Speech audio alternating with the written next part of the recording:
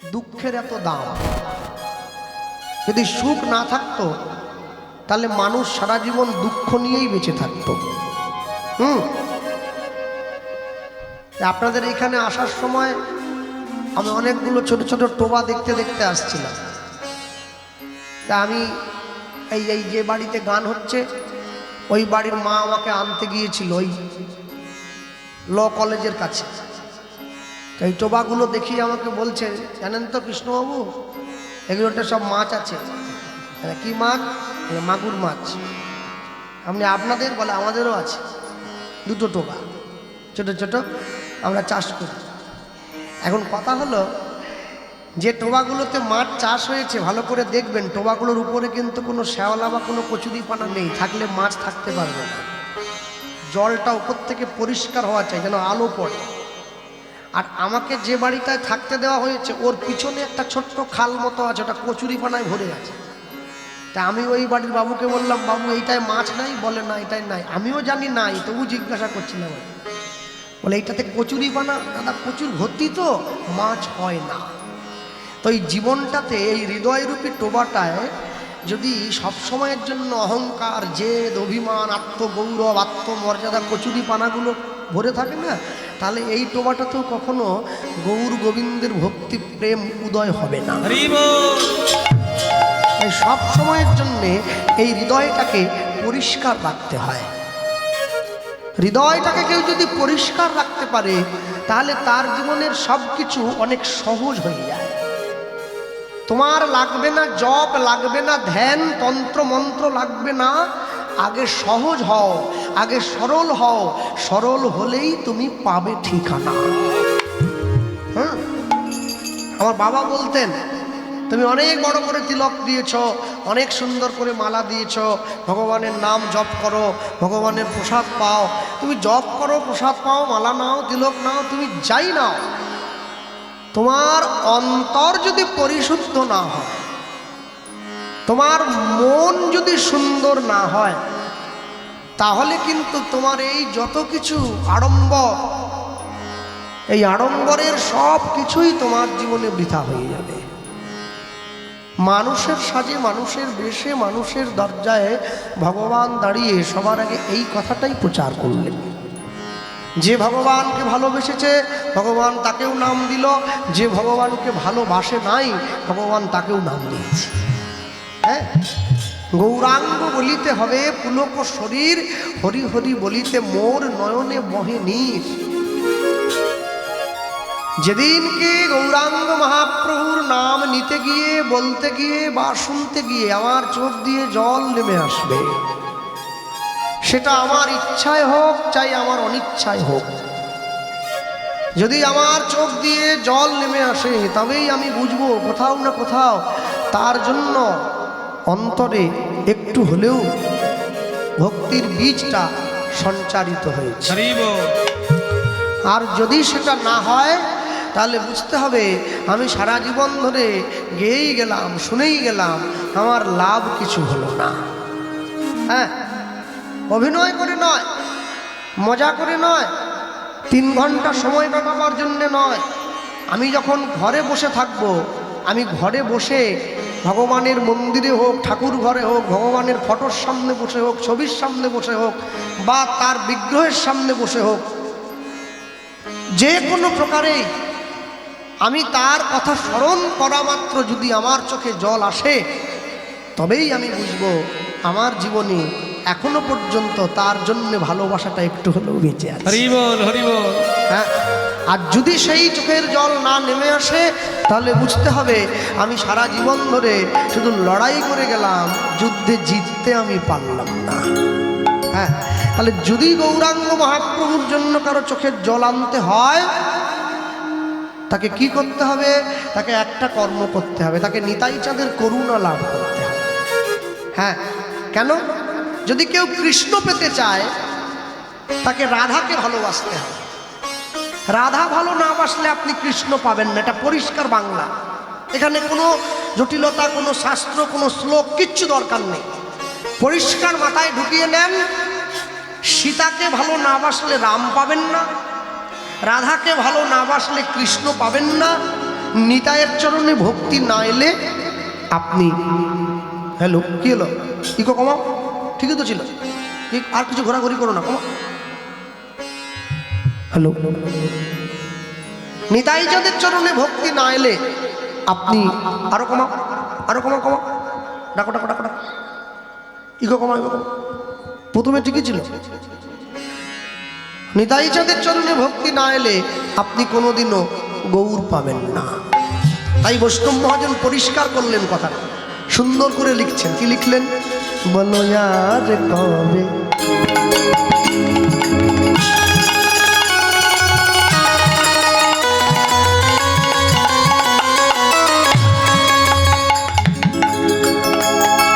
বলো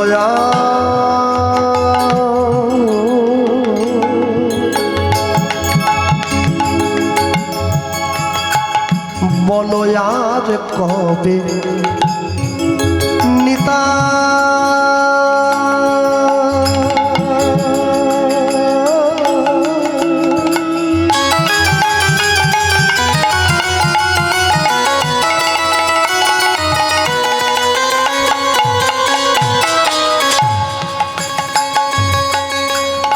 বলো আর কবে নিতাই চাঁদ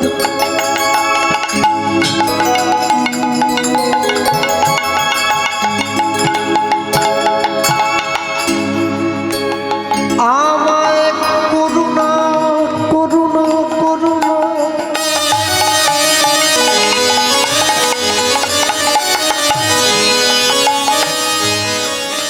করুণা করিবে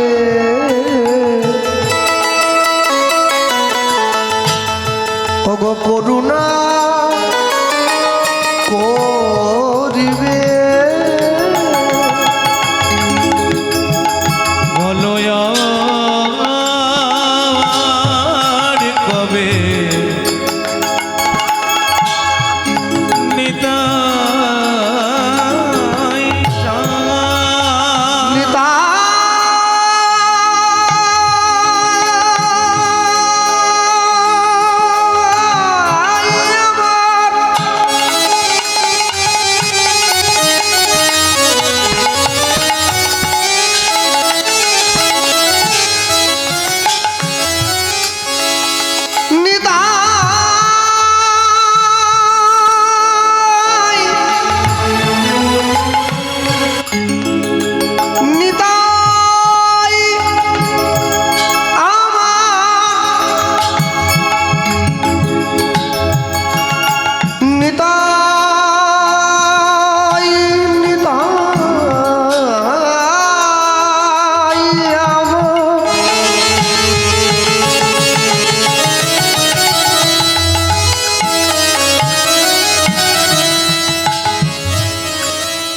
দয়াল নিতাই আমার নিতাই আমার বলো আর কবে নিতাই চাঁদ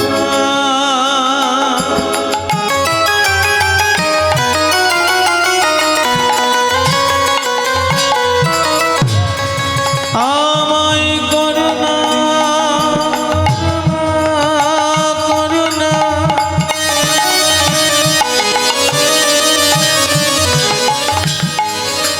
করুণা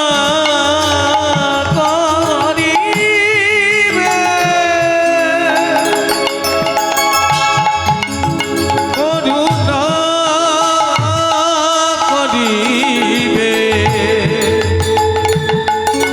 করুণা করিবে ওগো সংসার বাসনা মোর কবে দূরে যাবে বলো সংসার বাসনা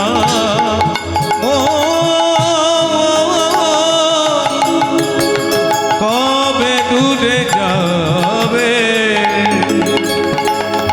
বল সংসার বাসনা কবে দূরে যাবে বলো সংসার বাসনা কবে দূরে যাবে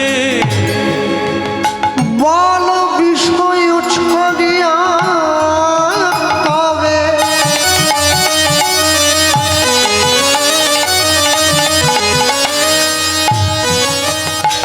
শুদ্ধ হবে মন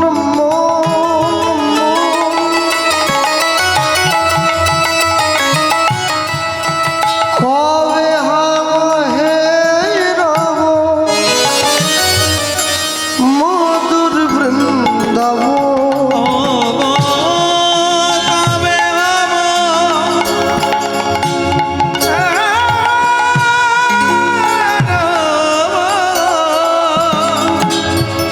মধুর বৃন্দাবন বল কবে হে রাম মধুর বৃন্দাবন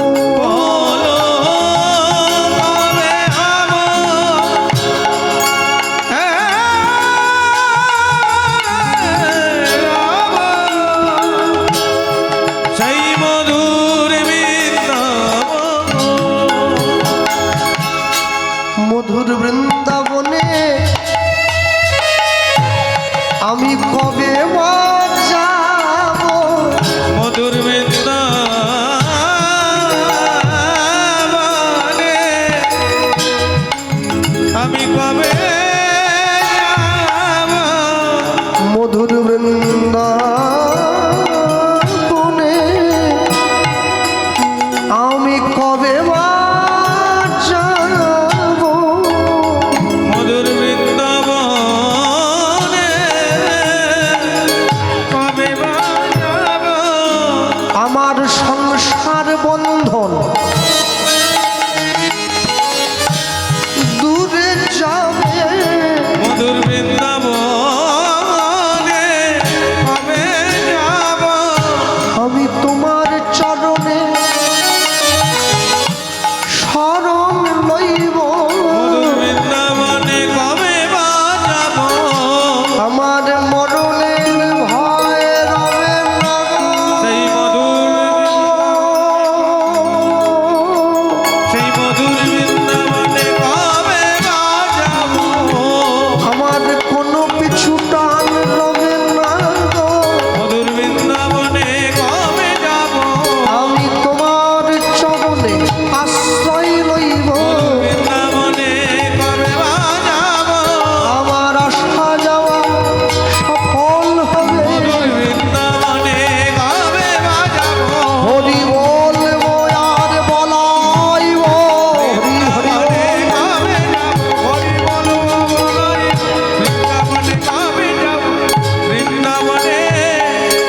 যাব কবে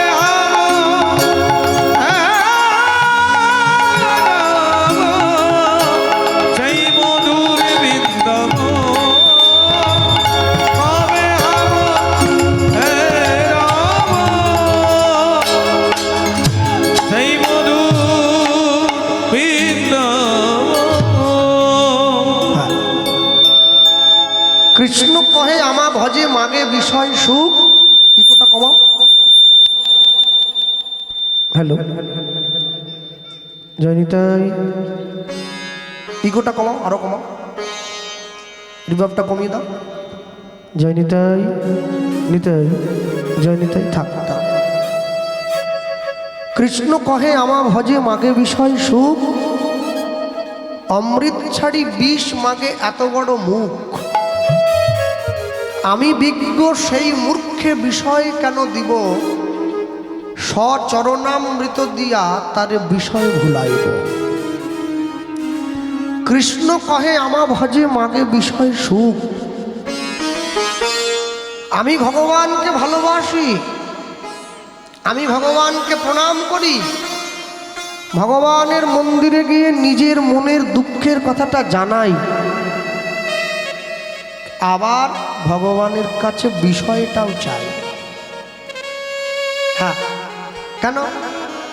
আমি ভগবানকে প্রণাম করলাম, প্রভু আমাকে একটা বড় বাড়ি করে দাও, একটা বড় গাড়ি কেনার শক্তি দাও, অনেক টাকা দাও, অনেক সম্পত্তি দাও, ছেলে মেয়েগুলোকে ভালো রাখবে, আমার স্ত্রী পুত্রকে ভালো রাখবে, পরিবার পরিজনকে ভালো রাখবে। আমি চাই না। আচ্ছা, আমি কখনো এটা তো চাই না যে আমি জীবনের শেষ দিন পর্যন্ত যেন তোমার নামটা গেয়ে যেতে পারি। কেন? আমি শুধুমাত্র নিজের প্রয়োজনে ভগবানকে ভালোবেসেছি। গিভ অ্যান্ড টেক পলিসি, কিছু দাও কিছু নাও। যদি তুমি আমার গান এবছর 200 পালা করে দিতে পারো, তাহলে আমি তোমাকে বছরের শেষে একটু কালাকাঁদ কিনে খাওয়াবো আর কি। মানে যদি 200 পালা হয় তবে দেবো, নাহলে দেবো না। তো ভগবান হ্যাঁ গানের ডায়েরি ওগুলো নিয়ে কমিটির বাড়ি বাড়ি ছুটে বেড়াচ্ছে, গান করাবে গান করাবে গান করাবে। কেন? কালাকাঁদ তো খেতে পায় না। কৃষ্ণ কহে আমা ভজে মাগে বিষয় সুখ। এরপরে বললেন অমৃত ছাড়ি বিষ মাগে এত বড় মুখ। মানুষ জীবনে যে জিনিসটা খেতে ভালো লাগে ওটা দেহের বড় ক্ষতি করে, কিন্তু যে জিনিসটা খেতে ভালো নয় ওটা কোনোদিন দেহের ক্ষতি করবে না। কি? উচ্ছেটা খেতে খারাপ, দেহের জন্য ভালো। আর চানাচুরটা খেতে খুব ভালো, ওটা দেহের জন্য খারাপ। যাহাই মুখরোচক তাহাই ক্ষতিকারক। মানুষের সম্মুখে দাঁড়িয়ে ভগবান সেই কথাটাই প্রচার করলেন। সত্যযুগে 5 বার এসেছেন, মৎস্য কুর্ম বরাহ নৃসিংহ বামন। ত্রেতা যুগে 2 বার এলেন, রাম পরশুরাম। দাপর যুগে 1 বার এলেন, কৃষ্ণ। কলিযুগে 1 বার এসেছেন বুদ্ধ হয়ে, আরেকবার আসবেন উড়িষ্যার সম্বলপুরে বিষ্ণু যশা ব্রাহ্মণের ঘরে কল্কি অবতার রূপে। এই হচ্ছে ভগবানের 10 অবতার। তাহলে এই যে 10 অবতার, এই 10 অবতারের মধ্যে চৈতন্য মহাপ্রভুর নাম নেই। হ্যাঁ, আমি কদিন আগে টিভিতে একটা ভালো খবর দেখছিলাম, জানো নাকি? বিগত 5-7 দিন আগে। হ্যাঁ, গান থেকে বাড়ি গিয়ে যখন বেরোবো তার একটু আগে টিভিটা চালালাম, রাস্তাঘাট কেমন আছে বুঝে নিতে হবে। তো খবরটা যখনই চালিয়েছি তো দেখতে পাচ্ছি এই যে এত মানুষ যে ভিড় করে লটারির টিকিট কাটার জন্য ছুটে যাচ্ছে, এই লটারির টিকিটের যে মালিক সে নাকি অ্যারেস্ট হয়ে গ্রেপ্তার হয়েছে। কেন? নাকি তার বাড়ির থেকে নাকি অনেক টাকা পাওয়া গেছে। ডিয়া লটারি কোম্পানির মালিক। কথাটা সেটা নয়। যার বাড়ির থেকে অনেক পয়সা পাওয়া গেছে তাকে পুলিশ ধরে নিয়ে গেছে, হয়তো একটু শাস্তি হবে, তারপর ছেড়েও দেবে। আমার প্রশ্ন সেখানে নয়। আমার প্রশ্ন হলো, যতগুলো লোক এই গোটা বাংলার থেকে ওই মানুষটার কাছে টাকা জমা দিয়েছে বড় লোক হওয়ার জন্য, তাদের কি হবে? আরে পরিশ্রম না করলে কোনোদিন সফলতা অর্জন হয় নাকি? পরিশ্রম করবে তবে তুমি সফল হবে। তবে পরিশ্রমটার যেন একটা উদ্দেশ্য থাকে। তুমি গাধার মতো পরিশ্রম করলে জীবনে সফল হতে পারবে না। গাধা সারা জীবন চিনি বস্তা বয়ে যায়, শুধু পিঠে করে আর বয়েই যায়, বইতে বইতে বুড়ো হয়ে গেল। ওকে ওর মালিক কোনোদিন বলল না, তুই তো সারা জীবন চিনি বস্তা বয়েই নিয়ে এলি, হ্যাঁ রে আর একটু চিনি দিচ্ছি শরবত করে খা। দেয় না। ঘোড়া সারা জীবন ছুটে যায় কিন্তু কোনোদিন নিজের লক্ষ্যে পৌঁছতে পারে না। কেন? ওকে ওর মালিক যতটুকু লক্ষ্য নির্ধারণ করে দেয় ওইটুকু গিয়ে দাঁড়িয়ে পড়ে। মানুষ পয়সা দিয়ে অনেক বড় একটা বাড়ি তৈরি করতে পারবে, শান্তি কিনতে পারবে না। পয়সা দিয়ে বাজার থেকে অনেক দামি একটা ঘড়ি কিনে হাতে পরা যায়, সময় কোনোদিন কিনতে পাওয়া যায় না। পয়সা দিয়ে বাজার থেকে অনেক দামি একটা পালঙ্ক কিনে আনা যায়, ঘুম কোনোদিন কিনতে পাওয়া যায় না। পয়সা দিয়ে বাজার থেকে অনেক দামি দামি বই কিনে আনা যায়, বিদ্যা কোনোদিন কিনতে পাওয়া যায় না। আর পয়সা দিয়ে ভালো ভালো জামা কাপড় কিনে পরে ভালো মানুষ সাজার অভিনয় করা যায়, মনুষ্যত্ব কোনোদিন কিনতে পাওয়া যায় না, ওটা অর্জন করে নিতে হয়। শুনরে মানুষ ভাই, সবার উপরে মানুষত্ব তাহার উপরে নাই, এই কথাটা শুধুমাত্র মানুষকে উদ্দেশ্য করে বলা হলো। বাঘ, গরু, সিংহ, কুকুর, বেড়াল, ছাগল এদেরকে বলা হয়নি। কিন্তু আশ্চর্য কি, আশ্চর্যের বিষয় হলো এটাই, একটা কুকুরকে যদি কেউ 12 মাস বাড়িতে খাইয়ে দাইয়ে পুষে রাখে, যে মালিকটা কুকুরকে খাবার দেয় ও কিন্তু মালিকের গায়ের গন্ধটা চেনে। ওই জন্য মালিক কাছে এলেই ও ছুটে গিয়ে মালিকের সামনে একবারে লেজটা দাঁড়ায়।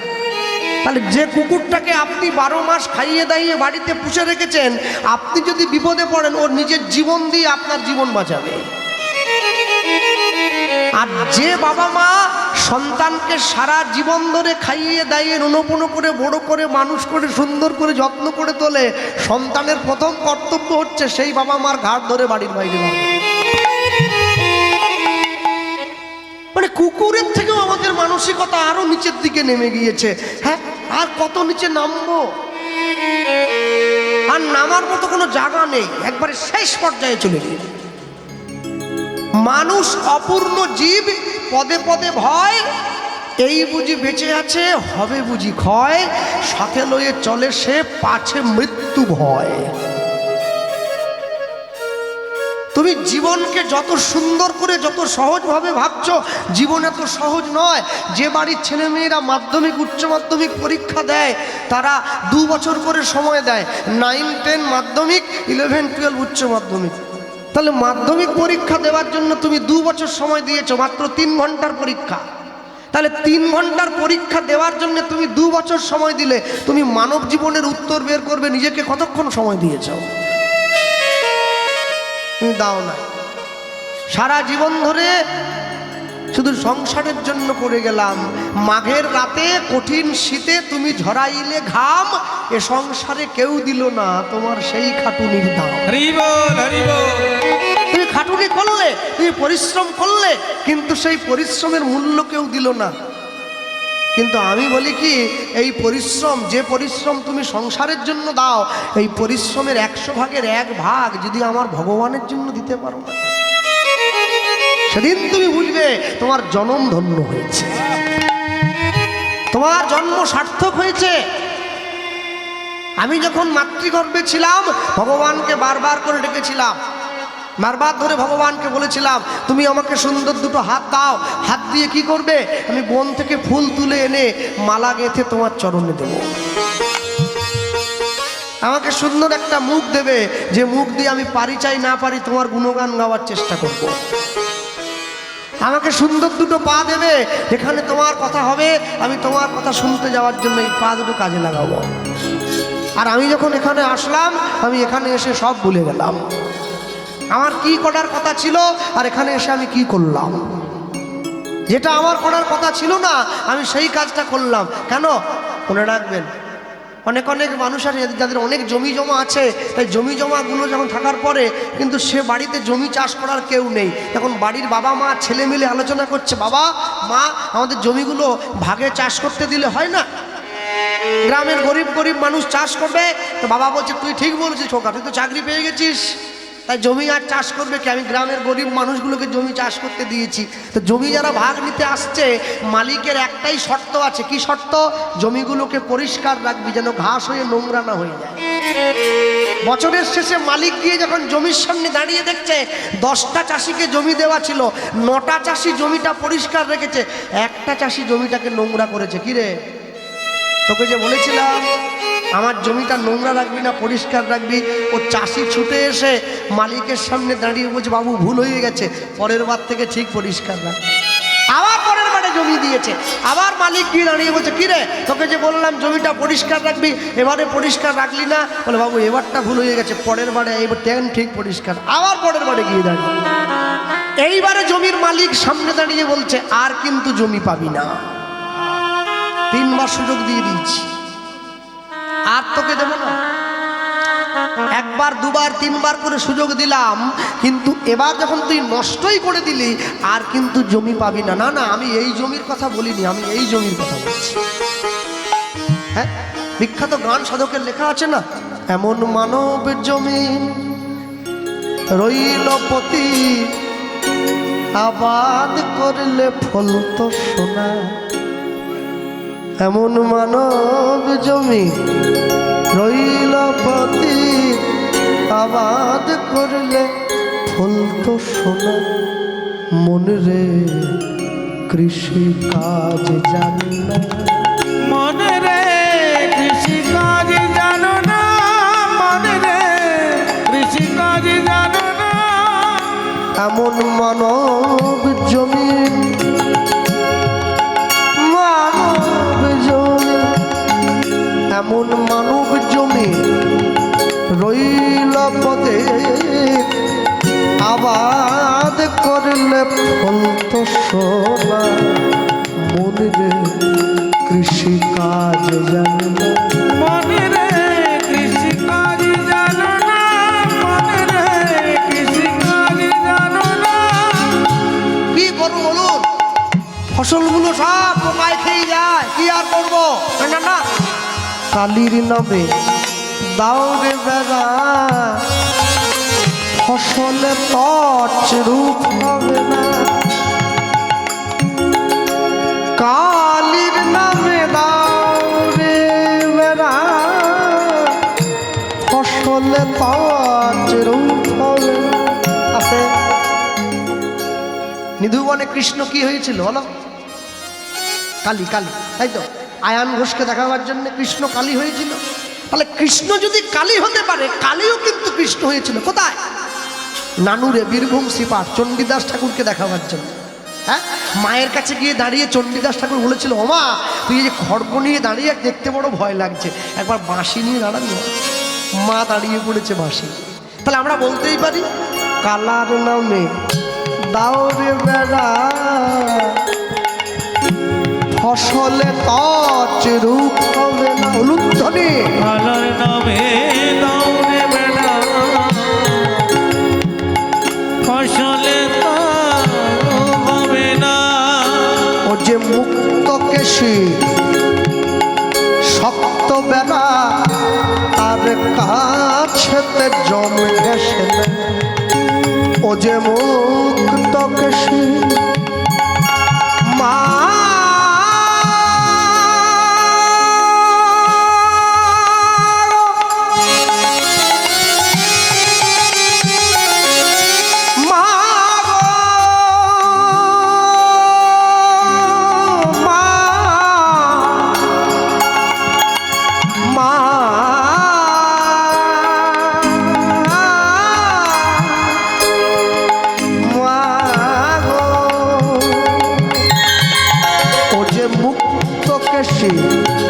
শক্ত বেড়া, তার কাছেতে জমে ঘেসে।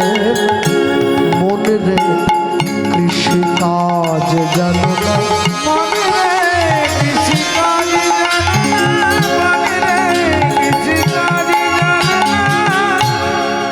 তুমি চাষ যদি করতে জানো, কৃষিকাজ এমন ভাবে তুমি কর্মটা করবে যে কর্মের পিছনে তোমার উদ্দেশ্য থাকবে।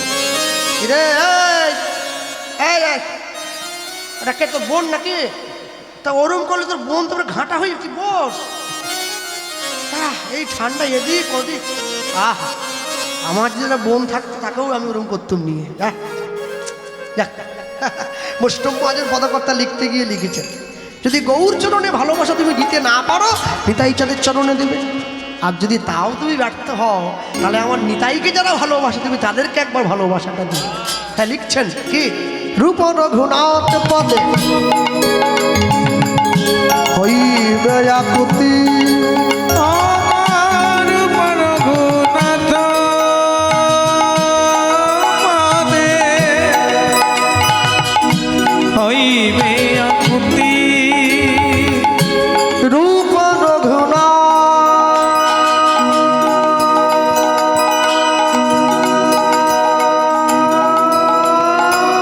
পদে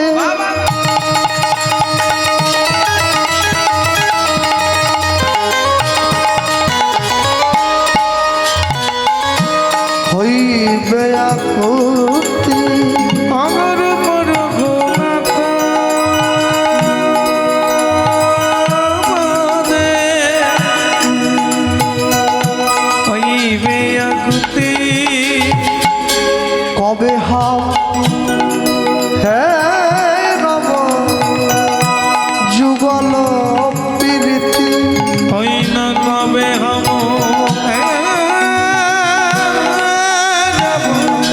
যুগল প্রীতি ওগো কবে হাম হব যুগল প্রীতি ওগো কবে হম যুগল প্রীতি রূপ রঘু রূপ রঘু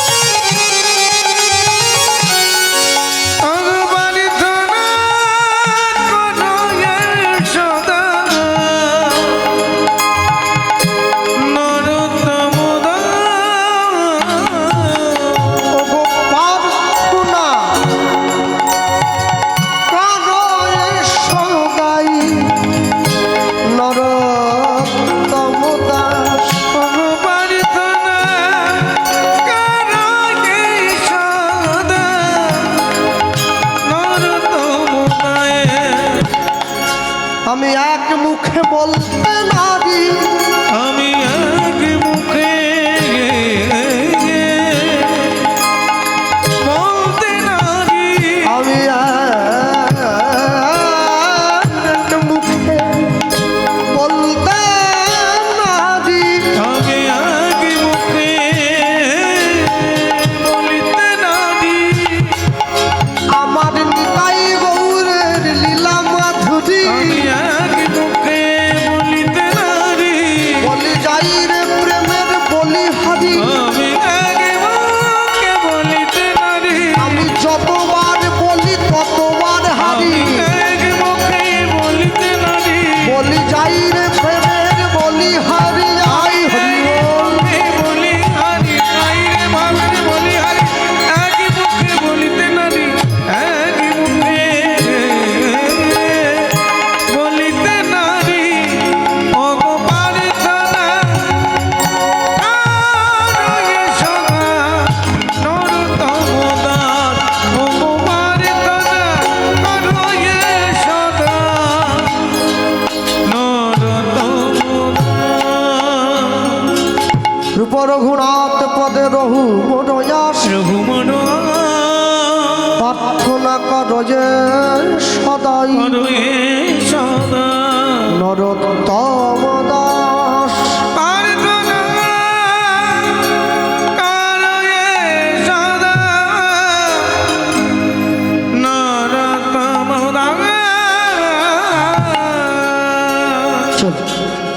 ছোট্ট করে আমরা গৌরচন্দ্রিকা শুনলাম, লীলা মাধুর্যে প্রবেশ করি। প্রবেশ করতে গিয়ে বলব, এই স্থানে বলতে গিয়ে সবার আগে যেটা বলার, যারা আজকে এখানে কীর্তন শুনতে এসেছেন, সবার আগে তা আপনাদের এই যে নেপালগঞ্জ মানে এই সমস্ত যে এলাকাগুলো, এই নেপালগঞ্জের সঙ্গে সম্পর্ক আমার আজকে নয়, অনেক পুরনো। যদি বলেন অনেক পুরনো কীরকম, দক্ষিণ 24 পরগনার সঙ্গে সম্পর্কটা অনেক পুরনো, তো নেপালগঞ্জের সঙ্গেও অনেক পুরনো সেই সূত্র ধরে। কেননা আমার পরে যে গাইবে কীর্তন আপনাদের এলাকারই তো মেয়ে, তাই তো? হ্যাঁ, আমি যদিও চট করে কোনো কীর্তনিয়াকে নিয়ে আসরে কোনো দিন কথা বলতে চাইনি, একজনকে নিয়ে বলেছিলাম, অবশ্য মিথ্যে বলবো না, তাকে নিয়েও বলতে চাইনি। সে আমার ধর্মকে টেনে নামাচ্ছিল, তাই তাকে নিয়ে বলতে বাধ্য হয়েছিল, নাহলে বলতাম না। হ্যাঁ, তো আজকে বলছি কেন, তা আমার পরে যে গাইবে সে আপনাদের এলাকারই মেয়ে, তার নাম হচ্ছে কেয়া কুমির, তাই তো? হ্যাঁ, তা আমি যখন প্রথম নেপালগঞ্জে এসেছিলাম কীর্তনের জন্য, এই আরেকটু সামনে থেকে বাম দিকে যেতে হয়, ওনার অনেক মাগুর মাছের চাষ টাস আছে, বড় বাড়ি, বুঝলেন? ওটা অটো করে যেতে হয়, গাড়িটা যায় না।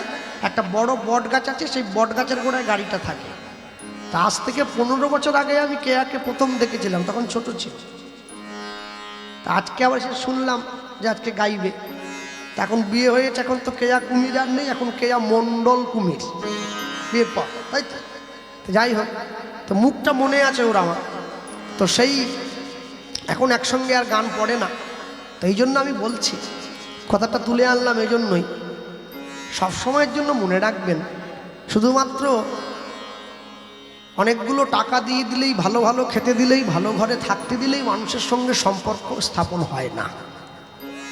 সম্পর্ক, যে কোনো সম্পর্ক, ভাই বোন হোক, দাদা হোক, কীর্তনিয়াদের সঙ্গে শ্রোতাদের হোক, সম্পর্ক মন থেকে হয়।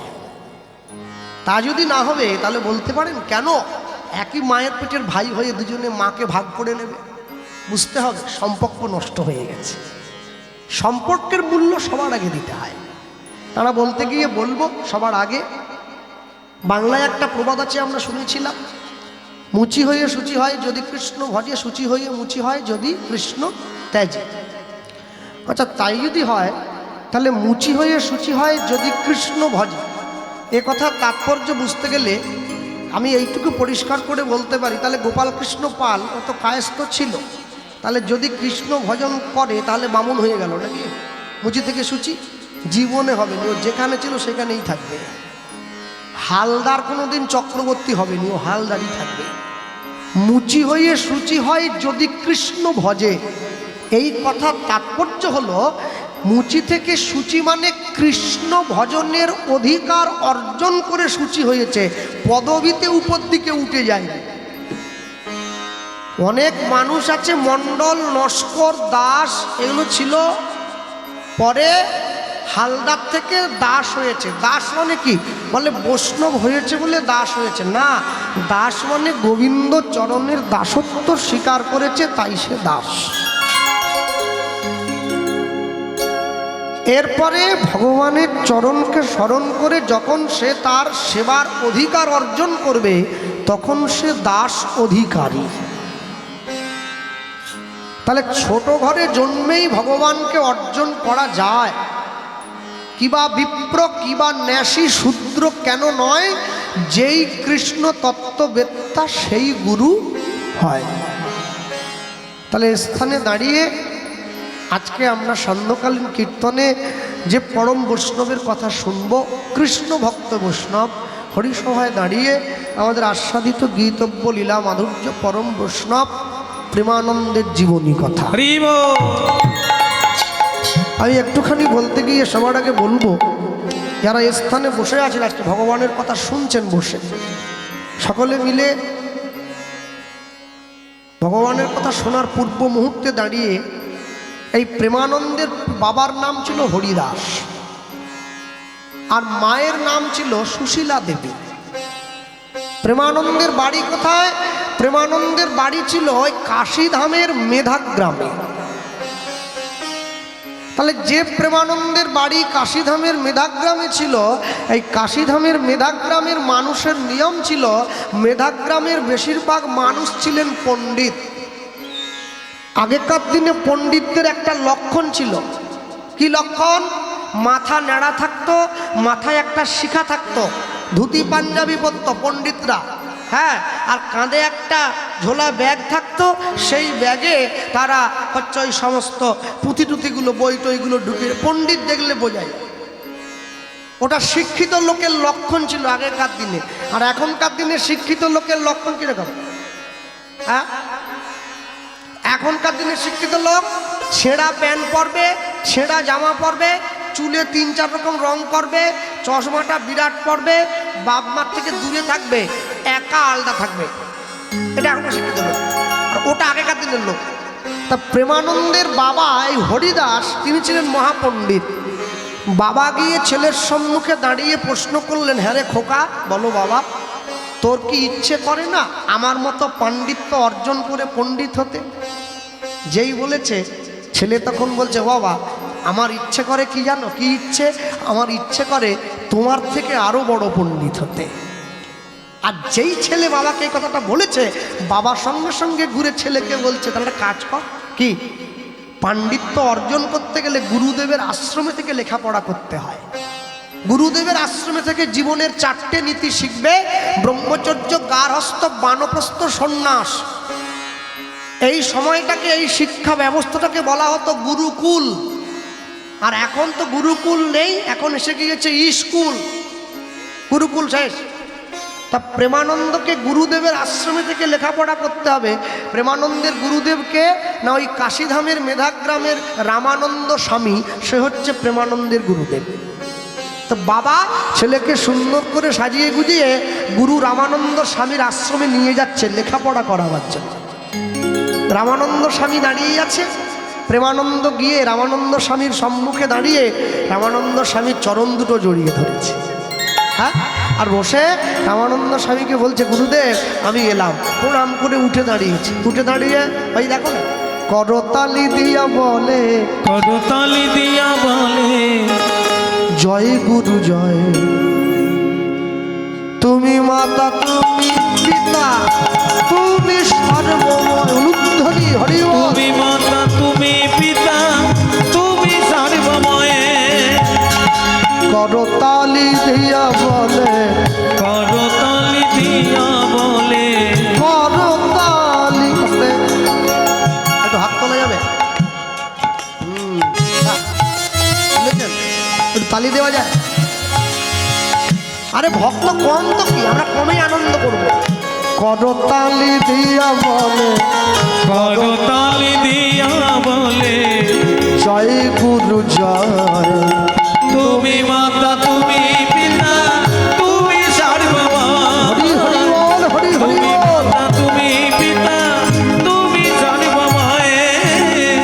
তুমি মাতা, তুমি পিতা, তুমি সর্বময়। তুমি চন্দ্র, তুমি সূর্য,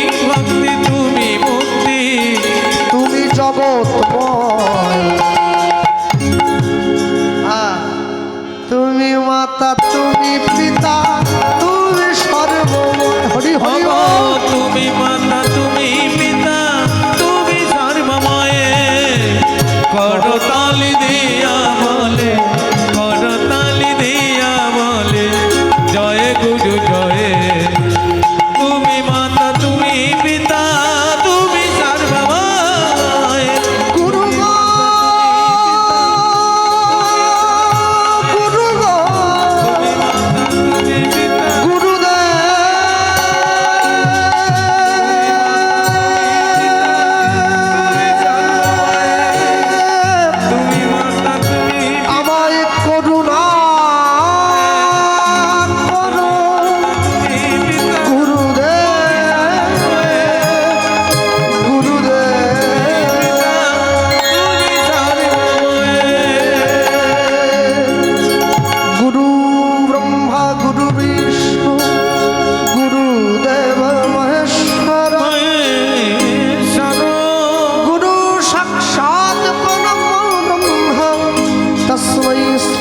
গুরবে নমঃ। তস্मै শ্রী গুরবে নমো নমঃ। আস্তে ভগবানের সঙ্গে কি করে ভালোবাসা করতে হয় এটা কে শেখাবে? গুরুদেব। হ্যাঁ, আমি মুর্শিদাবাদে একটা আসরে কীর্তন করতে গিয়ে এক মুসলিম ভাই আমাকে বলেছিল, আচ্ছা কৃষ্ণবাবু, বলি বলুন, আচ্ছা আপনারা এই কপালে তিলক কেন কাটেন? তাহলে কি করে বলি তোমাকে ভাই? না না না, বলতে হবে। আসলে তো আপনি যেমন কালো করেছেন, কেউ দেখি সাদা পরে, কেউ এরকম করে আর দিকে নিয়ে নেন, ব্যাপারটা কি? তাই আমি চিন্তা করলাম কি করে বলি। তাই বললাম, আচ্ছা ভাই তুমি টুপি কেন পরেছ? এই যে টুপি। বলে ও আপনি বুঝবেন না, ও অনেক ব্যাপার আছে, ও অনেক কিছু। না, আমি যেমন এটা বুঝবো না, তুমিও তেমনি এটা বুঝবে না। অনেক ব্যাপার, অনেক ব্যাপার রে ভাই। তুমি যে কারণে টুপিটা পরেছ, আমি সেই কারণে তিলকটা পরেছি। মনে রাখবে, তিলক পরা মানে কেউ ছোট হয়ে যায় না। ও আমার দেশের মাটি, তোমার পরে ঠেকাই মাথা। হ্যাঁ, অস্ত্র যদি না ওঠাও রাষ্ট্র হারিয়ে ফেলবে, শাস্ত্র যদি না পড়ো ধর্ম হারিয়ে ফেলবে। আরে প্রদীপটা যদি না থাকে, বাতি থেকে কি হবে? আগে প্রদীপটাকে সংরক্ষণ করো। যদি ধর্মটাই না টেকে, তাহলে জাতি থেকে কি করবে? মানুষ তো ইংরেজ চলে গিয়েছে, গেলে কি হবে? কিছু লেজ ছেড়ে দিয়ে গেছে, যারা বাঙালি হয়ে অবাঙালির সাথে খুব ভালোবাসে। মনে রাখবেন, বাংলা মায়ের শাঁখা সিঁদুর আর মাথায় শাড়ি, এর থেকে সৌন্দর্য অন্য কোনো পোশাক হয় বলে আমার জানা নেই। এর থেকে ভালো পোশাক কিছু হয় না জগতে। হ্যাঁ, কেন? সব সময়ের জন্য মানুষ হয়ে জন্ম নিয়ে, যারা সনাতন ধর্মে জন্ম নিয়েছ, কিছু হোক আর না হোক, জীবনে সদ্গুরু চরণ আশ্রয় করবে। একবার ভেবে দেখো, সদ্গুরু চরণ আশ্রয় করলে তুমি সবার আগে কি হবে? সৎ পথের দিশাটা পেয়ে যাবে। অসতের সোনা পাওয়া ভালো নয়, সতের লোহা বহন করা ভালো। ভক্তমণ্ডলী মায়ের, এই যে নিয়ে গিয়ে যখন দাঁড়িয়েছে, গুরুদেব প্রেমানন্দকে বুকের মধ্যে জড়িয়ে ধরে বলছে, প্রেমানন্দ তুমি কি আমার আশ্রমে থাকবে? হ্যাঁ। আচ্ছা দেখো, আমার আশ্রমে থাকলে কিন্তু কাজ করতে বাবা। হ্যাঁ বলুন, কি কাজ করব? তুমি এইটুকু ছেলে, তুমি কি করবে? ঘর মুছতে পারো? হ্যাঁ। বাসন মাজতে পারো? হ্যাঁ। কাপড় কাচতে পারো? হ্যাঁ। না, তোকে দিয়ে এত ভারী ভারী কাজগুলো করাতে আমার কেমন যেন একটু বিবেকে লেগে যায়। আচ্ছা একটা কাজ কর, একটা কাজ কর। কি কাজ? বলছিলাম কি, ভিক্ষা করতে পারবি? হ্যাঁ দিন না, ভিক্ষার ঝুলিটা আমার দিন, আমি দেখাচ্ছি কিরকম ভিক্ষা করতে হয়। না বাবা, ভিক্ষা করতে বলেছি মানে এই নয় তুমি একবার তল্পি তল্পা নিয়ে একবারে বেরিয়ে চলি। ভিক্ষা তো অনেকেই করে, তাই যে অনেকে ভিক্ষা করে আসতে। গতকালকে আমাদের গান ছিল ঘটকপুকুর থেকে ভিতরে যেতে। যে বাবু গান দিচ্ছেন, আমি যখন গিয়ে পৌঁছালাম তখন তিনি নেই, নগর কীর্তনে চলে গিয়েছে। আগের দিন নিশিপ্রহর কীর্তন হয়েছে, কালকে আমার কীর্তন হলো। তিনি আমাকে বললেন যে কৃষ্ণবাবু, আমি ভিক্ষা করেছি আপনাকে আনবো বলে 3 মাস ধরে। দাবা মানে শুনুন, ভিক্ষা আমি করেছি, তবে নিজের জন্য কিছুটা করেছি। কেন জানেন? মানে কি? বলে ভিক্ষা করে সবার আগে নিজের অহংকারটাকে দূর করেছি। হ্যাঁ, আপনারে লয়ে বিব্রত রহিতে আসে নাই কেউ অবনী পরে, সকলের তরে সকলে আমরা, প্রত্যেকে আমরা পরের তরে। আমি নিজে ভালো থাকবো, আমি নিজে ভালো খাবো, নিজে ভালো ঘুমোবো, এজন্য পৃথিবীতে আসিনি। আমার জন্য যাতে আরো 5 জন ভালো থাকতে পারে, আমি সেজন্য পৃথিবীতে এসেছি। নিয়ে গিয়ে প্রেমানন্দকে গুরু রামানন্দ স্বামী বলছে, জানিস তো বাবা, আমার মন্দিরে ভিক্ষা করার একটা নিয়ম আছে। কি নিয়ম গুরুদেব? শোনো, তুই প্রত্যেক দিন 21টা বাড়িতে যাবে, তারপর 21টা বাড়ির থেকে, প্রতিটা বাড়ির থেকে 1 মুঠো করে চাল নেবে, কোনো বাড়ির থেকে বেশিও নয় কমও নয়। তারপর 21 মুঠো চাল হয়ে গেলে আর কোনো বাড়ি যাওয়া যাবে না, আমার কাছে এনে ভিক্ষার পুটুলিটা আমার হাতে দেবে, আমি রান্না করে গোবিন্দকে সেবা দেবো। মনে রাখবেন, যারা প্রকৃত সাধু হয়েছে, গেরুয়া পোশাক পরে, বড় দাড়ি আছে, বড় জটা আছে, বিয়ে করেনি, প্রকৃত সাধু কোনোদিন 5 বাড়ির বেশি ভিক্ষা করে না। যে প্রকৃত বৈষ্ণব হয়েছে, মঠে মন্দিরে থাকে, ডোর কৌপিন বহির্বাস করে, সংসার ত্যাগী, মাথা নেড়া, মাথায় শিখা আছে, প্রকৃত বৈষ্ণব কোনোদিন 11টা বাড়ির বেশি ভিক্ষা করবে না। যে প্রকৃত ভক্ত হয়েছে, সংসারে থাকে কিন্তু ভগবানকে নিত্য নিত্য অন্ন সেবা দেয়, প্রকৃত ভক্ত কোনোদিন 21টা বাড়ির বেশি ভিক্ষা করবে না। কিন্তু আমার মতো ভিখারি আমি করিনি, বলছে একদিনে 3 পালা গান হলেও করতে ছাড়িনি, সকালে একটা, দুপুরে একটা, রাতে একটা। বেশি খেতে গেলে ছাই খেতে হবে, লোভে পাপ, পাপে মৃত্যু। যার জীবনে লোভ যত বেশি, হ্যাঁ আশ্চর্য কি জানেন, এই যে ইউটিউব ছেলেগুলো দৌড়ে এসছে, দেখতে পাচ্ছেন ছেলেগুলো, হ্যাঁ এরা আমি যেখানে যাবো এর কোথার থেকে যে খবর পাই বলতে পারবো না বাবা। ওহ, সব জায়গায় ছুটে চলবে, ইউটিউব ক্যামেরা নিয়ে দৌড়ে গেল, যেই ক্যামেরা দাদা আমরা এসে গেলাম, ক্যামেরা বসিয়ে দেবো, হ্যাঁ বসিয়ে দিই। এখন এদেরকে দেখছি এরা ছুটে যাচ্ছে, আমার মনে হচ্ছে এরা অনেক পয়সা পাচ্ছে, কেন ভিডিও ছাড়ছে, ছাড়লে লোক দেখছে, তাই এদের দেখা দেখি আমি একটা সিদ্ধান্ত নিয়েছি, আমি একটা চ্যানেল খুলবো, গোপাল কৃষ্ণ পাল অফিসিয়াল। তারপরে সেই চ্যানেলটা খুলে আমি বসিয়ে দেবো, এরা যখন করতে যাবে আমি বলবো হবে নি, আমার ক্যামেরা আছে। মানে আমার এখানে কমিটির থেকে নিয়ে হচ্ছে নি, মালিক বাবুর কাছ থেকে নিয়ে পেট ভরছে নি, নায়েব বাবুর কাছ থেকে নিয়ে হচ্ছে নি, কীর্তনের শেষে দেখেছো অন্য কত বড়, এইরকম করে বাড়ি দেবো, তা নিয়ে হয়নি। আবার চ্যানেল একটা খুলে সেখান থেকে নিতে হবে, মানে আমার আর হয় না, আমার আর হয় না। কত চাই, আর কত, আর কত?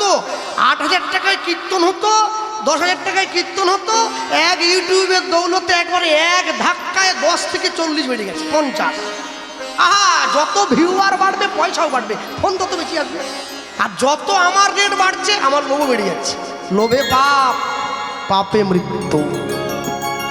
যদি হয় সুজন, তেঁতুল পাতায় 9 জন, বলে তো, ওর পরে আমি একটা লাইন যোগ করেছি, যদি হয় দুর্জন মানে দুর্যোধন, তাহলে কচু পাতায় 1 জন। ওকে পুরো সম্পত্তি দিয়ে দিলে ওর কুলোয়নি, বলে আরো চাই, শেষে ওই উরু ভেঙে কুরুক্ষেত্রের মাঠের বাইরে পড়ে থাকতে হয়েছে। আমাদের সেই দশা না হয় শেষ পর্যন্ত। মনে রাখবে, ভগবান আমাদেরকে না চাইতে অনেক দিয়ে দিয়েছে, তারপরেও কতগুলো বেকার ছেলে একটু খেটে কমে করে খাচ্ছে, আবার ওদের পেটে গিয়ে লাথি মারার দরকারটা কি বাবা? তো দিব্যি করে খাচ্ছিল, অসুবিধা কোথায়? মনে রাখবেন, মানুষের জীবনে চাওয়ার একটা সীমা থাকা উচিত, সীমা পেরিয়ে গেলে সবাইকে উচুট খেয়ে পড়তে হবে। প্রেমানন্দ ভিক্ষার ঝুলিটা কাঁধে নিয়ে নিয়েছে, গুরুদেব বলে দিয়েছে 21টা বাড়ির থেকে 1 মুঠোর বেশি ভিক্ষা নেওয়া যাবে না। ভিক্ষার ঝুলিটা কাঁধে নিয়ে ভিক্ষা করতে যায়, কি আমার শ্রী গোবিন্দের সেবার তরে তোমরা ভিক্ষা দাও, উলুধ্বনি আমার শ্রী গোবিন্দের সেবার তরে তোমরা ভিক্ষা দাও, শ্রী গোবিন্দের সেবার তরে তোমরা ভিক্ষা দাও, আমার শ্রী গোবিন্দের সেবার তরে তোমরা ভিক্ষা দাও। এরপরেও কি চ্যানেল খোলার দরকার ছিল বলে মনে হয়? এসে গেল। আমাদের এই গানের মুগ্ধ হয়ে আমাদের শালপুকুর অটো ইউনিয়নের পক্ষ থেকে আমাদের তরুণ মণ্ডল, শ্রী তরুণ মণ্ডল, তিনি ওনাকে 500 টাকা উপহার দিলেন। নিতাই গৌর প্রেমানন্দে হরিব। শ্রী গোবিন্দের সেবার তরে তোমরা ভিক্ষা দাও, শ্রী গোবিন্দের সেবার তরে তোমরা ভিক্ষা দাও। আর চ্যানেল খুলবো নি, দরকার নেই, টাকা তো আসছে, চ্যানেল দিয়ে কি হবে? প্রেম তন্ডুল দিয়ে, প্রেম তন্ডুল দিয়ে, দিয়ে তাই জন্মের মতো কিনে লাই, ওগো প্রেম তন্ডুল দিয়ে আমায় জন্মের মতো কিনে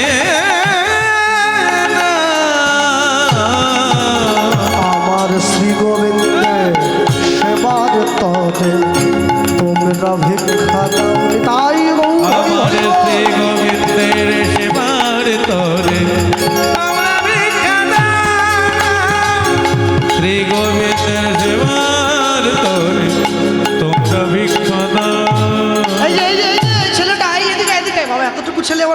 ঝুলি নিয়ে বেরিয়েছে। নিজের তরে চাই না আমি, ওগো চাই যে তারি লাগে। ওগো নিজের তরে চাই না আমি,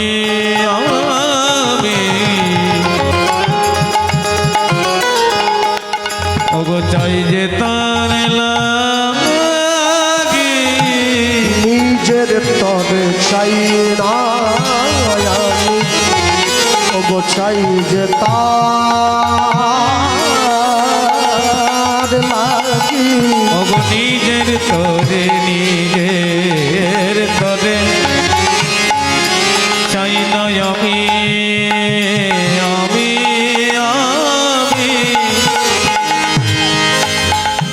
নিজের তরে চাই না আমি, চাই যে তার লাগি। বড়ই কাঙাল, বড়ই কাঙাল, তাই বারে বার। বড়ই কাঙাল, তাই বারে বার। ওগো বড় কাঙাল, তাই বারে বার। বড়ই কাঙাল, তাই বারে বার। তোমাদের দ্বারে মাগি, শ্রী গোবিন্দের সেবার তরে তোমরা ভিক্ষা দাও। হরি হরি বল। শ্রী গোবিন্দের সেবার তরে তোমরা ভিক্ষা দাও। শ্রী গোবিন্দের সেবার তরে তোমরা ভিক্ষা দাও। দিন দিন ছুটে যায় প্রেমানন্দ ভিক্ষার তরে। ভিক্ষার তরে প্রতি ঘরে ঘিয়ে ঘরে গিয়া, ঘরে ঘরে গিয়া গোবিন্দের তরে ভিক্ষা করে। গোবিন্দের তরে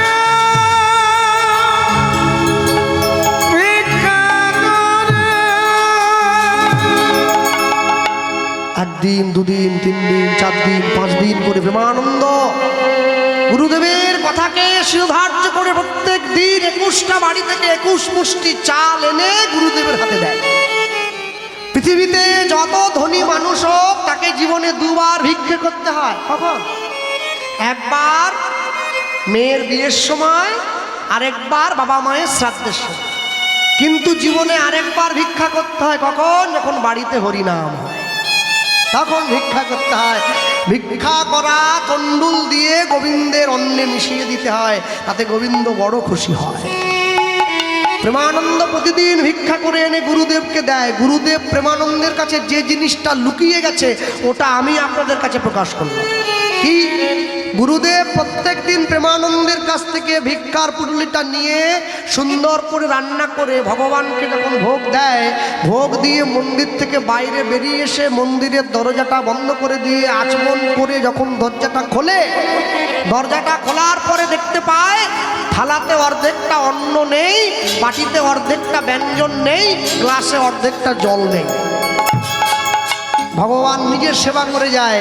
এইটা গুরুদেব কোনোদিন প্রেমানন্দকে জানতে দেয়। আজকে ভগবান মনে মনে চিন্তা করলো, আমি একটু পরীক্ষা করব কতটা ভালোবাসো আমায়। দেখি তো, দিয়ে মন দিয়ে ধন কেড়ে নিতে সময় লাগে কতক্ষণ। তাই জীবনে কোনো কিছু নিয়ে অহংকার করবেন না। শিক্ষা দীক্ষা অর্থ রূপ যৌবন টাকা পয়সা সম্পদ না, এমনকি কৃষ্ণ ভজন নিয়েও অহংকার করতে নেই। এই যে আপনি কার্তিক মাসে প্রত্যেকদিন কত মালা করতেন? বলে আমি তো 10,000, আমি 1 লাখ। আপনারটা চলবে না। এই যে বললেন না পাঠ করে, এই যে বলে দিলেন, ওই যতটা বললেন এক ধাপ নিচে নেমে গেলেন। একে ভজনীয় অহংকার বলা হয়। খুব সাবধান, খুব সাবধান। কোনো বিষয় নিয়ে অহংকার নয়। জীবনে যত সহজ থাকবেন তত সুখী হবেন, আর যত উপর দিকে উঠতে চাইবেন পড়ে যাওয়ার ভয় তত বেশি। পড়ে গেলে হাত পা ভেঙে যাবে। হ্যাঁ, ওই জন্য বলা হয়েছে সাধু সাবধান, চোর সাবধান নয়, চিটিংবাজ সাবধান নয়, সাধু সাবধান। ভক্তমণ্ডলী মায়ের, আজকে প্রেমানন্দ সকালবেলায় ভিক্ষার ঝুলিটা কাঁধে নিয়ে ভিক্ষা করার জন্য যখন বেরিয়েছে, হঠাৎ করে আকাশের পশ্চিম কোণায় একটা কালো মেঘ উঠে দিল। আস্তে আস্তে করে সেই কালো মেঘে পুরো আকাশটা ভরে গেল। ঝম ঝম করে বজ্র বিদ্যুৎ সহকারে বৃষ্টি নেমে এসেছে। প্রেমানন্দ গুরুদেবের কাছে গিয়ে বলছে, গুরুদেব এত জোর বৃষ্টি হচ্ছে, আমি ভিক্ষায় যাব কি করে? প্রেমানন্দ, বাবা একটু কষ্ট করে যা বাবা, আমার গোবিন্দ না খেয়ে থাকবে, তুই কি চাস? বেশ, আমি যাব। প্রেমানন্দ ওই প্রচণ্ড বৃষ্টিতে মানুষের দরজায় দরজায় ঢুকছে, মানুষের দরজায় টোকা দিচ্ছে, কেউ আছো? আমায় একটু ভিক্ষা দাও, আমি প্রেমানন্দ, রামানন্দ স্বামীর আশ্রম থেকে আমি এসেছি। বাড়ির ভেতর থেকে বলে উঠছে, প্রেমানন্দ আজকে নয়, কালকে আসিস বাবা, আজকে প্রচণ্ড বৃষ্টি, কেউ বেরোতে পারছে না বাড়ির থেকে। গ্রামের পর গ্রাম ঘুরে যাচ্ছে, এক মুঠো ভিক্ষা কেউ দেয়নি।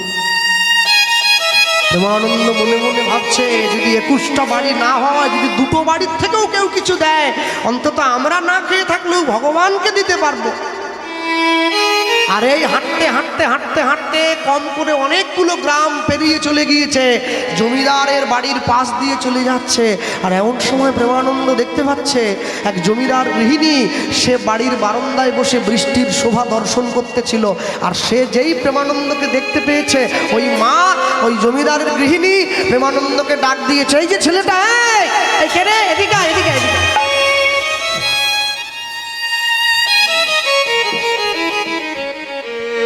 নিতাই গৌর প্রেমানন্দে হরিবল হরিবল হরিবল। এদিকে এদিকে এদিকে। আর যেই ডাক দিয়েছে, অমনি সঙ্গে সঙ্গে প্রেমানন্দ সেই জমিদার গৃহিণীর কাছে এসে দাঁড়িয়েছে, মা আমায় ডাকছো? তুই কে রে? এত বৃষ্টিতে তো কুকুর ছাগলের রাস্তায় বেরোয়নি, তুই বেরিয়েছিস? চোর টোর নাকি? মা আমি চোর নই, আমার নাম প্রেমানন্দ। প্রেমানন্দ? এই নামের কেউ তো আমাদের গ্রামে থাকে না। হ্যাঁ রে বাবা, তুই এই বৃষ্টি ঝড়ের মধ্যে কোথায় যাচ্ছিস, কোথায় কোথায় ঘুরে বেড়াচ্ছিস? আগে আমি রামানন্দ স্বামীর আশ্রমে থাকি, আমি রামানন্দ স্বামীর শিষ্য। চমকে উঠল, তুই রামানন্দ স্বামীর শিষ্য? জমিদার গৃহিণী ছুটে ঘরের বাইরে চলে গিয়েছে, প্রেমানন্দের হাত ধরে ঘরের মধ্যে নিয়ে গিয়ে নিজের শুকনো কাপড়টা দিয়ে প্রেমানন্দের মাথাটা মুছিয়ে দিচ্ছে। কি রে বাবা, হ্যাঁ তুই রামানন্দ স্বামীর শিষ্য? আগে তো বলবি, তুই কোথায় বেরিয়েছিস? মা, আমার গুরুদেবের নিয়ম আছে, আমরা প্রত্যেক দিন গুরুদেবের আশ্রমে ভিক্ষা করে নিয়ে যাই। তো কি হয়েছে? আজকে তো ভিক্ষার জন্য বেরিয়েছিলাম মা, তা আমার গুরুদেব আমাকে বলে দিয়েছে একটা বাড়ির থেকে 1 মুঠোর বেশি চাল নিতে না। 21টা বাড়ির থেকে আমি 21 মুঠো চাল নিয়ে গিয়ে গুরুদেবের হাতে দেই, গুরুদেব সেই চালটা দিয়ে গোবিন্দকে সেবা দেয়। কিন্তু দেখো মা, আজকে এত বৃষ্টি তো কেউ দরজা খুলে আমাকে 1 মুঠো ভিক্ষা দিল না। বোকা ছেলে, আমার কাছে আয়। জমিদার ঘরণী প্রেমানন্দকে বুকে জড়িয়ে বলছে, বাবা আচ্ছা 21টা বাড়ির থেকে 21 মুঠো চাল ভিক্ষা করে তুই নিয়ে আসিস প্রত্যেক দিন, তা বাবা বলতো আজকে তুই ভিক্ষা পাসনি, তোকে আমি যদি 21 মুঠো চাল দিয়ে দিই? হবে না, আমার গুরুদেব বলেছে একটা বাড়ির থেকে 1 মুঠো চালের বেশি নিতে পারবো না। আর তুমি 21 মুঠো দিলে আমি আমার গুরুদেবকে গিয়ে কি বলবো? পাগল ছেলে, চাপ। তুই অনেক দূরে এসেছিস, গুরুদেবকে বলবি কেন? না যদি বলিস তো জানতেই পারবে না গুরুদেব। নে নে নে নে নে নে নে ভিক্ষার ঝুলিটা বাড়াতো। জমিদার গৃহিণী একটা সুন্দর সোনার থালায় করে 1 মুঠো করে 21 মুঠো চাল নিয়েছে। শুধু তাই নয়, 2-3 মুঠো বেশিও দিয়েছে। একদম মাপে কি আর দেওয়া যায়? 2-3 মুঠো বেশিও দিয়েছে। আর দিয়ে প্রেমানন্দের ভিক্ষার ঝুলিটা প্রেমানন্দ বাড়িয়ে রয়েছে, ওই ভিক্ষার ঝুলির কাছে নিয়ে আসছে। এই যে মায়েরা বসে আছেন, বাবারা আছেন, বাড়িতে ভিখিরি এলে ভিক্ষা দেন, আপনারা মনে রাখবেন একাদশীর দিন ভিক্ষা দিতে নেয়, খুব সাবধান।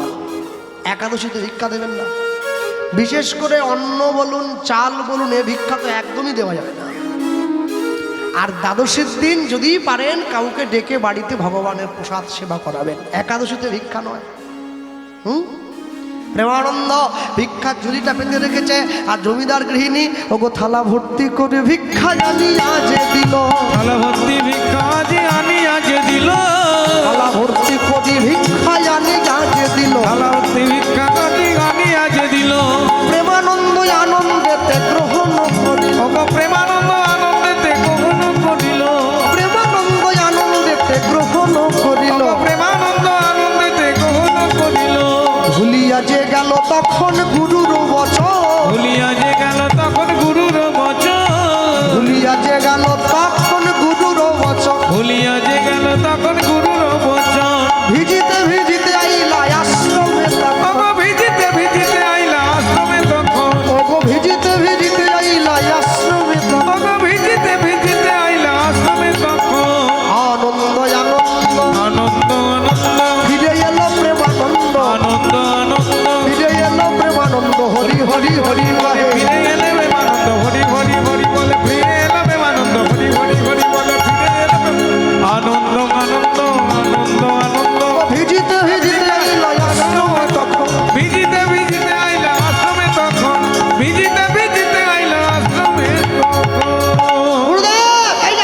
এসে গিয়েছে। প্রেমানন্দ আয় আমার কাছে, আমার কাছে আয়, আয় বাবা আয়, আয় আয়। ছুটে গিয়ে গুরুদেব প্রেমানন্দের দেখি বাবা, দেখি দেখি দেখি দেখি ভিক্ষাপীঠ, হ্যাঁ এই যে নিন, আমি অনেক দূর থেকে অনেক কষ্ট করে দে বাবা দে ভিক্ষার ঝুলি। ভিক্ষার ঝুলিটা প্রেমানন্দ যেই রামানন্দ স্বামীর হাতে দিয়েছে, কি রে প্রেমানন্দ, প্রত্যেক দিন 21 মুঠো চালে ভিক্ষার ঝুলিটা যতটা ভারী হয় আজ একটু বেশি ভারী মনে হচ্ছে না? গুরুদেব জিজ্ঞাসা, গুরুদেব না না বৃষ্টির জন্য চালটা ভিজে গিয়েছে বেশি হয়। ও হ্যাঁ ঠিক বৃষ্টি হচ্ছে। রে বাবা যা তুই স্নান করে আন্নিকটা সেরে নে, আমি যতক্ষণ চালটা ভালো করে ধুয়ে গোবিন্দের জন্য। গুরুদেব প্রত্যেক দিন 21 মুঠো চাল ধোয়ার জন্য একটা কুটুরি ব্যবহার করে যাতে করে চাল ধোয়া হয়। আমাদের মেদিনীপুরের দিকে ওটাকে টোকা বলে টোকা। এইটুকু টিনের একটা গামলা থাকে না, ওটা ফুটো ফুটো ফুটো ফুটো জলটা বেরোবার জন্য টোকা বলে। হ্যাঁ ভালো কথায় কুটুরি বলে। প্রেমানন্দ নিয়ে গিয়ে গুরুদেবের হাতে চালটা দেওয়া মাত্র গুরুদেব নিয়ে গিয়ে যখন সেই কুটুরির মধ্যে ঢেলে দিয়েছে, প্রত্যেক দিন কুটুরিটা যতটা ভর্তি হয় আজকে তার থেকে অধিক ভর্তি হয়ে গেছে। পুরো কুটুরিটা ভর্তি হয়েও চাল বাইরে পড়ে যাচ্ছে। তা প্রেমানন্দ গুরুদেব ডাক দিয়েছে। আগে গুরুদেব তা বাবা এ কেমন চাল বাবা? 21 মুঠো চালে তো কোনোদিন কুটুরি ভর্তি হয় না, আজ তো ভরে গেছে। আর চালের দানাগুলো বেশ সরু সরু দেখছি।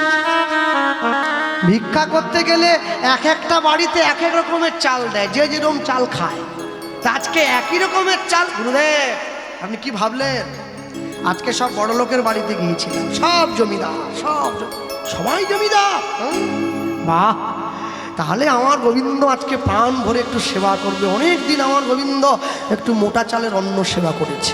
আস্তে আমার কথায় কেউ দুঃখ পাবেন না। এমনও বাড়িতে আমি দেখেছি যে বাড়িতে ভগবানকে সেবা দিয়েছে, মোটা চাল রান্না হয়েছে বলে বাড়ির মা বসে কাঁদছে। কেন কাঁদছ? বলে কেন কাঁদছো জানো? মোটা চালের ভাত হলে আমরাই খেতে পারি না, তাহলে মোটা চালের অন্নের দানা আমার গোবিন্দ সেবা করবে কি করে? এই ভালোবাসাটা ভগবানকে দিতে পারবে না সবাই, মুখে বলে সবাই, দেওয়া যায় না। গুরুদেব নিয়ে গিয়ে সুন্দর করে রান্না করে অন্ন ব্যঞ্জনের থালাটা সাজিয়ে, আজকে দেখতেও বেশ ভালো লাগছে, একবারে সাদা সরু চালের অন্ন সাজিয়ে ব্যঞ্জন দিয়ে গ্লাসে জল দিয়ে ভগবানের মন্দিরে ঢুকিয়ে দিয়েছি। ভগবানের মন্দিরে ঢুকিয়ে দিয়ে মন্দিরের দরজাটা বাইরে থেকে বন্ধ করে দিয়ে দরজার বাইরে দাঁড়িয়ে হরিনাম গাইছে। প্রেমানন্দকে সামনে, প্রেমানন্দ এসো, আমার যোগ্য শিষ্য। হ্যাঁ, গুরু মিলে লাখে লাখে শিষ্য মিলে এক, আর শিষ্য মিলে লাখে লাখে গুরু মিলে এক। নিয়ে গিয়ে যখন দাঁড়িয়েছে প্রেমানন্দ আর গুরুদেব দরজাটা বন্ধ করে দিয়েছে। আর দরজার বাইরে বসে কৃষ্ণ নামের মালা গেথে, কৃষ্ণ নামের মালা গেথে, কৃষ্ণ নামের মালা গেথে, কৃষ্ণ নামের মালা গেথে, গলায় পরে না রাধা নাম, সাধাবাসীর সুর ভরে না। কৃষ্ণ নামের মালা কৃষ্ণ নামের মালা গেথে, গলায় পড়ে না রাধা নামে সাদাবাসী সুর ভরে না। ও রাধা নামে সাদাবাসী সুর ভরে না। যে হরিনাম করে না, যে কৃষ্ণ নাম বলে না, যে একাদশী করে না, আমার তার উপরে রাগ নেই। আমার রাগ তার উপরে যে হরিনাম করে, ওকে যে ভেঞ্চি কাটে, আমার রাগ তার উপরে। তুমি নিজে করছো না, করো, ওকে ভেঞ্চি কাটছো কি জন্য? কৃষ্ণ নামে মালা গেথে, কৃষ্ণ নামের মালা গেথে, না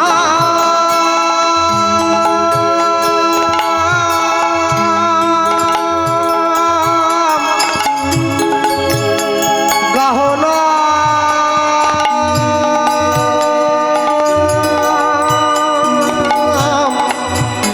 গহনা